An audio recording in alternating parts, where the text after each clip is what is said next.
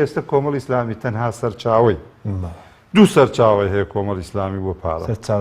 سەرچاوی یەکەمی ئەو بڕەپارەیە لە پەرلەمانتار و وەزیر و چی هەن چی خانشینەکان یێتەوە دارایی سەرچاوی دومی سوالکردنە ئەگەر تعبیرێکی جوانیش نەبێ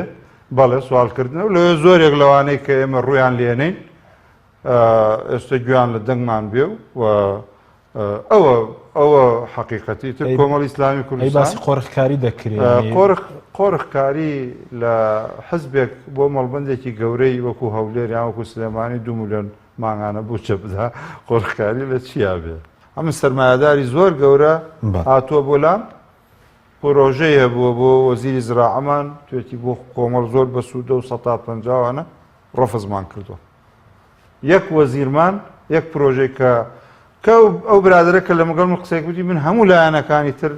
ینی ئاواشتی وامان هەبووە و ئاوا وەکوڵی تەساهل لە ئیشێکا لە کارێکە ئەوە ئێمە خۆ چاودێری نییە لە هەرێمی کوردستان وانە هەیە خۆ مەوجودە ئەتوانێت کاری وەزیرەکانمان کاری خۆ وەزیرە ئەگەر این بکرێت پەرلەمانتار مەعاشێکە بەڵێ لە چاوەزی کوردستان زۆرە بەڵام بە قانونێکە درێوانیە تا ئێستا